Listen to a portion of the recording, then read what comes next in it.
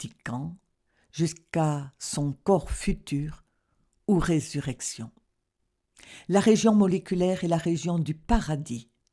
Les êtres qui ont beaucoup souffert et qui furent relativement très bons dans la vie s'immergent dans la félicité du monde moléculaire avant de retourner prendre un nouveau corps physique. Les régions moléculaires sont saturées de félicité. Les essences humaines, en l'absence de moi pluralisé, se réjouissent dans ces régions ineffables. Les égaux de ces essences, c'est-à-dire les moi, demeurent entre-temps au seuil du mystère, en attendant la future réincarnation. En l'absence du moi, les essences se développent heureuses dans le paradis. Ces êtres utilisent un corps moléculaire. Ceux qui possèdent l'astral Christ resplendissent de gloire et sont encore plus heureux dans le paradis. Ce corps réside seulement à l'état germinal, à l'intérieur de notre semence sexuelle. Cependant, le germe naît lorsque l'initié connaît les mystères du sexe. L'astral Christ est un corps merveilleux. Les personnes qui possèdent ce corps sont véritablement immortelles car elles ne perdent jamais la conscience. Le paradis, tout en étant moléculaire, pénètre et compénètre l'atmosphère terrestre, étant lié tout spécialement à l'ionosphère qui se trouve à 60 000, environ 90 km, au-dessus de la surface terrestre. Cette région est tout spécialement pure. Les astronautes, même lorsqu'ils voyagent dans ces zones, ne pourraient jamais découvrir le paradis avec leur sens physique. Le paradis n'est visible qu'avec le sens spatial. Le mouvement gnostique enseigne diverses techniques scientifiques pour ouvrir le sens spatial. La région moléculaire possède plusieurs pays ineffables. Ceux-ci sont les plans et les sous-plans dont parlent théosophes et rosicruciens. Dans ces régions de bonheur sans limite, vivent heureux les désincarnés jusqu'à ce que leur temps soit écoulé. Le lever du jour, le jour, l'après-midi et la nuit, l'enfance, l'adolescence, la maturité et la vieillesse gouvernent tout le cosmos et même ceux qui sont désincarnés se trouvent soumis à cette loi. En leur temps, ces êtres bienheureux doivent retourner à la réincarnation. Tout ce que voient les désincarnés est à l'intérieur de leur propre mental. Il en est ainsi des états dévachaniques, dont parlent les livres théosophiques et rosicruciens. L'état d'inconscience dans lequel tombent les désincarnés sous le choc électronique est quelque chose de très triste, parce que même quand ceux-ci jouissent du bonheur des régions moléculaires, ils ne sont pas suffisamment conscients, comme le serait un adepte de la loge blanche. Seuls ceux qui ont acquis l'âme vivent conscients dans les régions supérieures de l'univers. Les désincarnés communs et courants projettent dans l'atmosphère moléculaire leurs propres aspirations et désirs ardents, et ils en rêvent tout en vivant dans une félicité parfaite. Les adeptes ne rêvent pas puisqu'ils ont éveillé leur conscience, et ils vivent dans ces régions en se consacrant au travail dans le laboratoire de la nature, en accord avec les grandes lois cosmiques. Cela ne signifie pas que les désincarnés ne jouissent pas du paysage dans le paradis. Naturellement, ils sont infiniment heureux dans cette ambiance de félicité. Le livre égyptien des morts et le livre d'art de mourir du Moyen-Âge enseignent la préparation à la mort.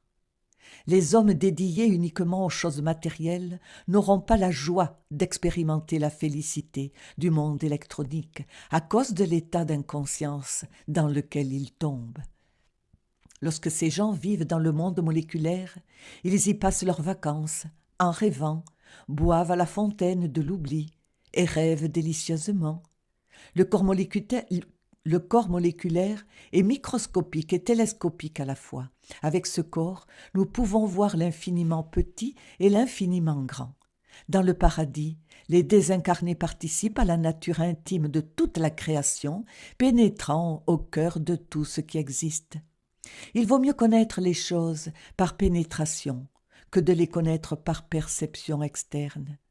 La vie dans le paradis serait meilleure si le désincarné ne projetait pas dans le monde moléculaire son propre scénario. Là, chacun projette dans l'atmosphère des images de son propre mental. Le monde électronique. Le monde électronique est le monde solaire, de la lumière, le monde de l'esprit. Ceux qui possèdent l'esprit, ceux qui ont un corps électronique, exercent un pouvoir sur les mondes moléculaires, cellulaires et minéral. Ceux qui possèdent un corps électronique sont en mesure d'aider leurs disciples à créer leur propre âme. Tout homme possédant une âme est un véritable réformateur. L'homme avec une âme peut aider ses disciples en leur enseignant la théorie de l'acquisition de leur âme. Mais seul un homme ayant un corps électronique pourra travailler avec ses embryons d'âme de la même façon qu'un homme ayant un corps cellulaire peut travailler avec les minéraux de la terre. On a exagéré certaines affirmations disant que l'être humain a une âme et un esprit. En réalité, à l'intérieur de l'essence humaine existe une fraction de l'être causal, mais cette fraction n'est que la materia prima que la vie nous a donnée pour fabriquer une âme. Celui qui fabrique l'âme fusionne avec la grande âme universelle. Celui qui fabrique l'esprit s'unit avec l'esprit universel de vie. Car à tout homme qui a, l'on donnera, et il aura du surplus, et à celui qui n'a pas, on enlèvera même ce qu'il a. Et ce serviteur inutile, jetez-le dehors dans les ténèbres. Là seront les pleurs et les grincements de dents. Matthieu 25, 29, 30. La félicité de l'essence humaine dans le monde électronique après la mort est très éphémère, parce que l'être humain n'est pas encore prêt pour vivre continuellement dans cette région solaire. Il existe des écoles pour la création de l'âme, et il existe également des écoles de régénération sexuelle pour la création de l'esprit. L'école gnostique rosicrucienne est à la fois un temple et une école. Le mouvement gnostique est intimement lié à l'authentique et légitime école rosicrucienne, laquelle n'existe que dans les mondes supérieurs. Notre mouvement gnostique chrétien universel enseigne le vrai chemin de la régénération. Notre école enseigne à créer l'âme et l'esprit. Notre mouvement possède l'école ésotérique la plus complète. Il initie actuellement la nouvelle ère du Verseau sous l'auguste tonnerre de la pensée. Le monde électronique est merveilleux. Dans le monde moléculaire, la lumière et le son se propagent 100 fois plus vite que dans le monde cellulaire, mais dans la région électronique, on voyage instantanément, non pas suivant une ligne, comme dans la région cellulaire, ni en se diffusant comme à la manière d'une odeur dans l'air, mais bien à travers un volume d'espace et indépendamment de toute atmosphère. On peut ainsi parvenir au soleil en 7 minutes. Dans le monde électronique, nous sommes lumière et nous vivons dans toutes les choses. Là, nous vivons avec une formidable intensité la réalité de l'unité de la vie. Les corps électroniques se meuvent librement dans la grande lumière à l'intérieur de l'espace divin. La conscience humaine, revêtue d'un corps électronique, inclut au-dedans d'elle-même la vie et la conscience de tous les êtres de l'univers. C'est cela le yoga, l'union avec Dieu. Quiconque acquiert l'esprit doit vivre le drame du Christ interne dans sa vie pratique, au foyer, dans son village et parmi les siens. Il s'agit d'un drame cosmique qui existait déjà avant la venue de Jésus. L'essence du drame, son événement principal, est la mort de l'initié et son abandon suprême au Père. Cet événement se produit au milieu des éclairs, des coups de tonnerre et des grands tremblements de terre. La transfiguration du personnage principal au monde électronique, l'acquisition de l'esprit est quelque chose de grandiose et de terriblement divin.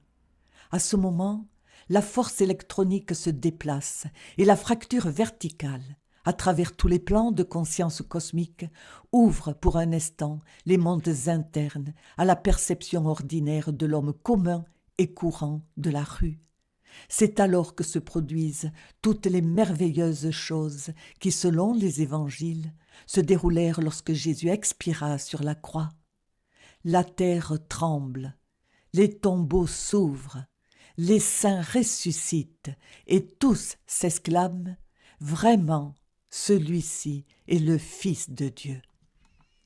Samael Aoun Weor.